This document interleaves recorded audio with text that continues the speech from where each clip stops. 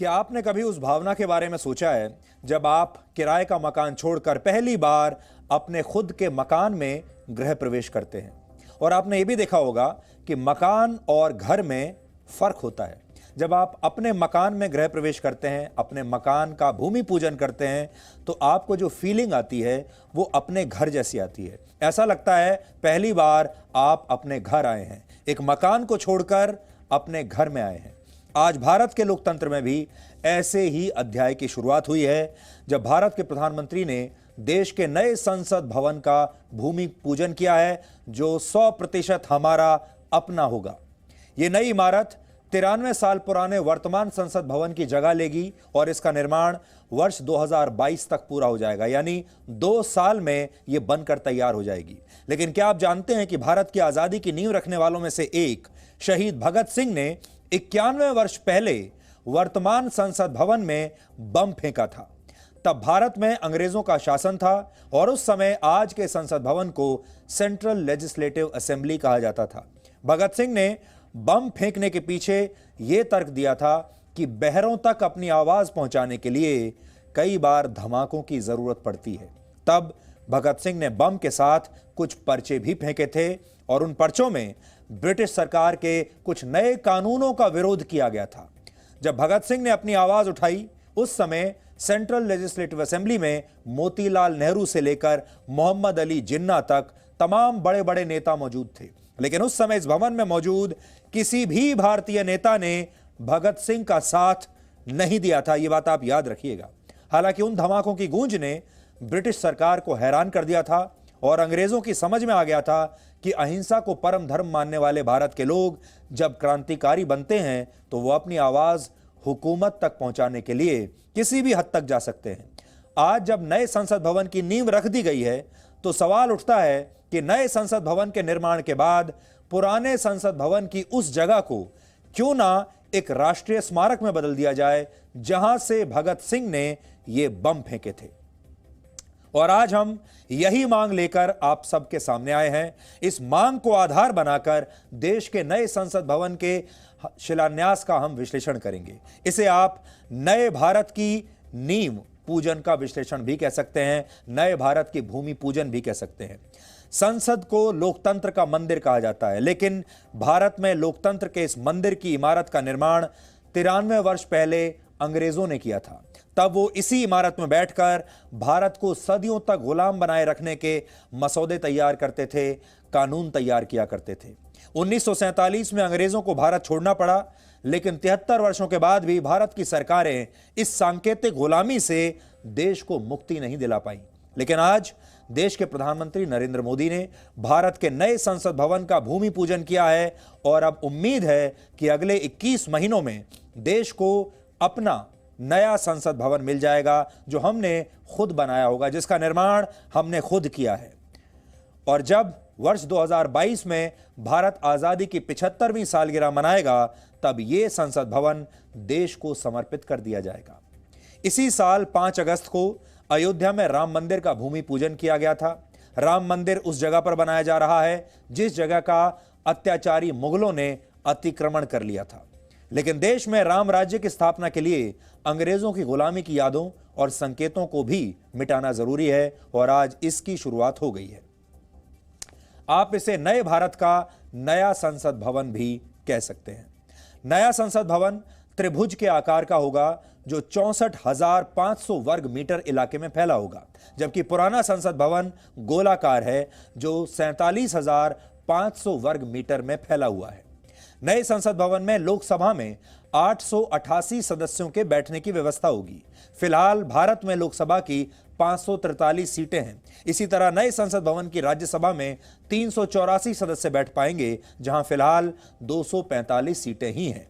जब नए संसद भवन में दोनों सदनों की संयुक्त बैठक बुलाई जाएगी, तो इसके लिए निर्धारित हॉल में 1272 सदस्यों के एक साथ बैठने की व्यवस्था होगी। फिलहाल दोनों सदनों की संयुक्त बैठक वर्तमान संसद भवन के सेंट्रल हॉल में होती है, जहां सिर्फ 430 सीटें ही हैं और ऐसे में अतिरिक्त कुर्सियां लगानी पड़ती हैं और किसी तरीके से काम चलाना पड़ता है। वर्ष 2026 में भारत में लोकसभा की सीटों के लिए परिसीमन होगा और संभावना है कि तब लोकसभा की सीटें 543 से बढ़ाकर 800 तक की जा सकती हैं। यानी भारत में लोकसभा के सीटों की संख्या 800 तक होने की संभावना है। लेकिन वर्तमान लोकसभा में इतने लोग बैठ ही नहीं सकते, इसलिए भविष्य को देखते हुए नए संसद भवन में बैठने के लिए 150% अधिक सीटों की व्यवस्था की गई है। नया संसद भवन पूरी तरह से भूकंप रोधी होगा और इसे सांसदों की सुरक्षा को ध्यान में रखकर तैयार किया जाएगा। आपको याद होगा 13 दिसंबर 2001 को देश की संसद पर आतंकवादी हमला हुआ था और तब सारे लोग हैरान रह गए थे। शायद हमारी सुरक्षा व्यवस्था और हम सब इसके लिए तैयार ही नहीं थे। किसी ने सपने में भी नहीं सोचा था कि हमारी संसद पर आतंकवादी हमला कर सकते हैं और संसद भवन तक वो पहुंच सकते हैं। उस दिन जी न्यूज की टीम वहीं थी, उस दिन मैं भी वहीं था। अपनी आंखों से हमने देखा था कैसे आतंकवादी संसद भवन के द्वार तक पहुंच गए थे और लोकसभा और राज्यसभा के अंदर प्रवेश करना चाहते थे। उस दिन अगर वो प्रवेश कर गए होते तो न जाने क्या होता। लेकिन अब नए संसद भवन में इस तरह की परिस्थितियों से निपटने का पूरा ख्याल रखा जाएगा और इसकी सुरक्षा पहले से कहीं ज्यादा बेहतर होगी। इसके अलावा नया संसद भवन पूरी तरह से इको फ्रेंडली होगा, जहां बिजली की खपत भी पहले के मुकाबले 30% कम होगी। फिलहाल संसद भवन का बिजली बिल करोड़ों रुपए में आता है। सांसद जिन सीटों पर बैठेंगे वहां उन्हें आधुनिक गैजेट्स का इस्तेमाल करने की पूरी सुविधा मिलेगी। जो लेटेस्ट गैजेट्स होंगे, जो कम्युनिकेशन के लेटेस्ट डिवाइसेस होंगे, वो सब वहां पर लगे होंगे। नए भवन का निर्माण करीब 950 करोड़ रुपए में होगा, यानी लागत है लगभग 950 करोड़। जबकि अंग्रेजों के जमाने में मौजूदा संसद भवन के निर्माण पर 83 लाख रुपए खर्च हुए थे उस जमाने में।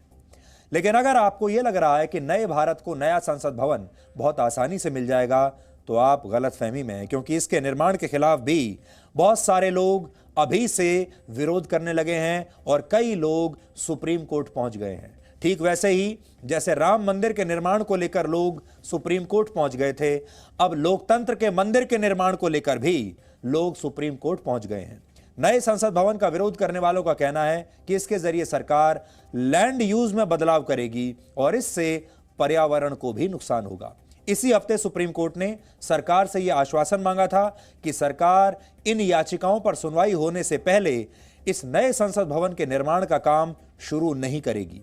हालांकि अदालत ने शिलान्यास और इससे संबंधित पेपर वर्क की इजाजत दे दी थी। यानी सुप्रीम कोर्ट अब यह कह चुका है कि आप शिलान्यास कर लीजिए, भूमि पूजन कर लीजिए, लेकिन आगे का कंस्ट्रक्शन का काम अभी नहीं हो सकता। तो हम कल भी आपसे यही कह रहे थे, आज फिर हम आपसे यही कह रहे हैं, हमारे देश में लोकतंत्र का मतलब यह हो गया है कि अगर आप नया संसद भवन बनाएंगे, हम उसे अदालत से रुकवा देंगे।